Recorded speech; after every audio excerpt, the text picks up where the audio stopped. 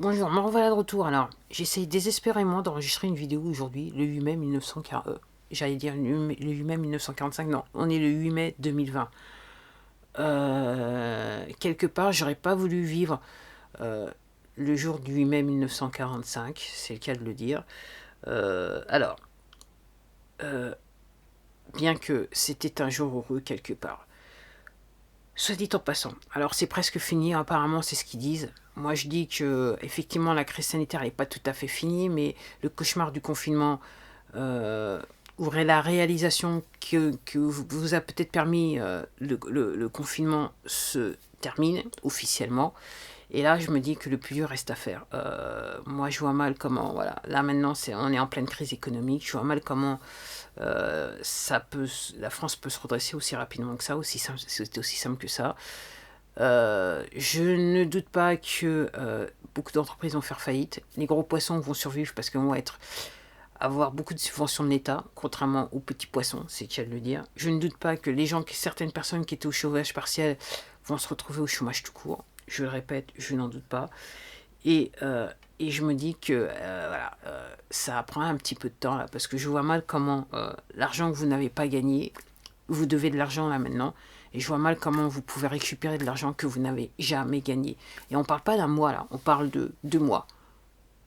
2 mois. 2 mois où certains citoyens français n'ont pas pu gagner d'argent. Et ils ont des factures à payer. Et ils n'ont pas d'aide non plus. Parce qu'il y a des gens qui ne vont pas toucher d'aide, ça c'est sûr. Et il va falloir payer tout ça. Alors apparemment, il y a des gens qui vont se retrouver, je pense qu'il y aura des gens qui vont se retrouver à la rue. Peut-être des enfants à la rue. Alors moi, dans l'affaire, j'en démords pas. Je dis toujours que téléphone portable, internet, pour moi, c'est un bien de première nécessité. Et je considère que ces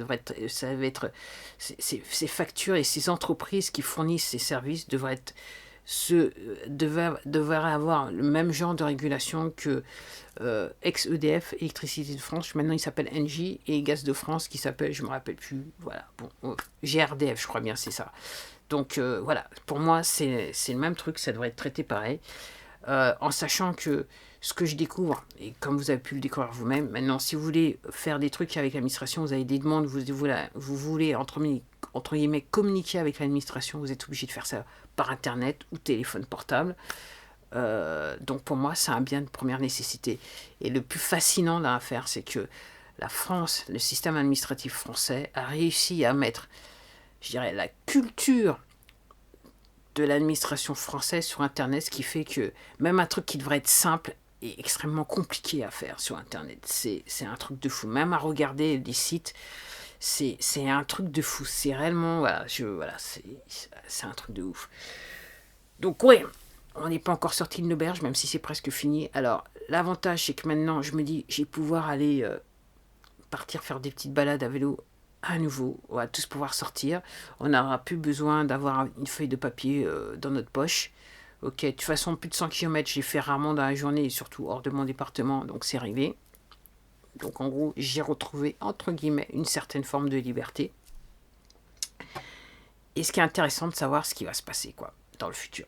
Donc on va galérer pendant encore des mois et des années, parce que je pense que pour revenir à une forme de normalité, parce qu'on ne va pas revenir à ce que c'était auparavant, parce que je pense que la société maintenant a définitivement changé par rapport à tout ce qui se passe. Je pense que le télétravail va être à l'ordre du jour. Des entreprises ont découvert que, en gros, c'est peut-être mieux d'avoir des gens qui travaillent chez eux en termes de coûts et qui peuvent être quelque part aussi effectifs qu'ils l'étaient auparavant. Je pense que effectivement la manière dont on va acheter dans le futur maintenant a définitivement changé et malheureusement pas en bien pour les petits commerçants qui avaient pignon sur rue, c'est le cas de le dire.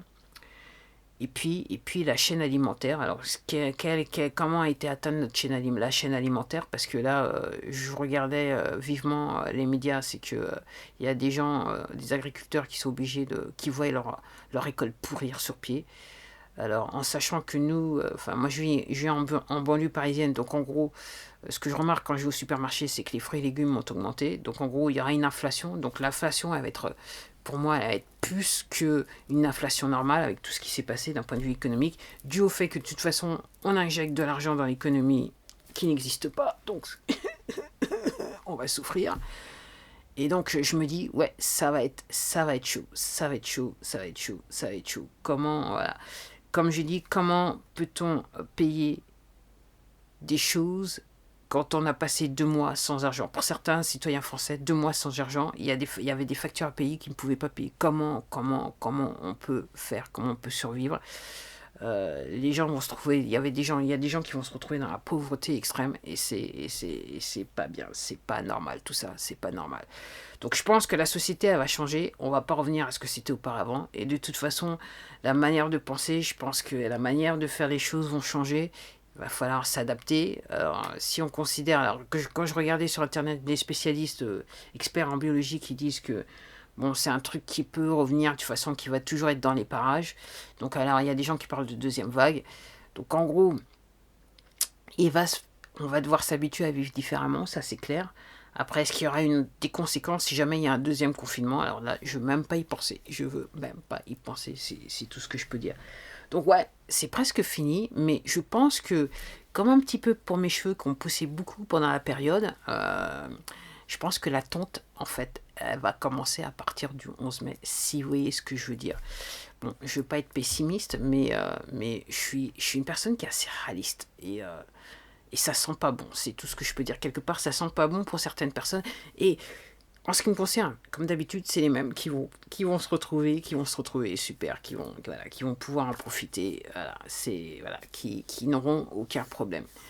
Alors, en gros, si vous travaillez pour une grande entreprise, vous avez des chances de garder votre emploi, bien que je pense que c'est pour certaines, ça va être aussi l'opportunité, via des licenciements économiques, d'un petit peu égrener, un petit peu à diminuer le nombre d'employés. Moi, je n'en doute pas. Mais c'est vrai que vous avez peut-être plus de chances de garder votre emploi que si vous êtes dans une petite entreprise. Parce que moi, je suis, comme je dis, je pense qu'il y a des gens qui sont actuellement au chômage partiel, qui vont revenir dans la semaine et qui vont très vite se retrouver avec des courriers leur disant que vous êtes au chômage total, quoi.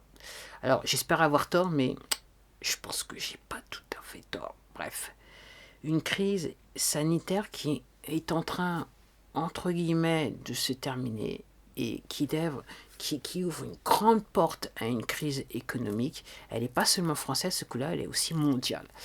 Alors, est-ce que la France va vivre ce qu'a vécu la Grèce, ce qu'a vécu la Grèce il y a quelques années de ça? Ça reste à voir et ça va être le plus intéressant à voir. Bon, en attendant, merci de m'avoir regardé. J'ai des problèmes avec mon appareil photo, donc en gros, je vais essayer de faire des courtes vidéos et je voudrais revenir pour parler de quelque chose. Bon, en attendant, merci. Et je vous remercie de vous être abonné à ma chaîne parce que j'ai vu que pendant la période, j'ai eu de nouveaux abonnés. Donc je vous remercie grandement. Et je vous dis à la prochaine et surtout, prenez soin de vous. Au revoir.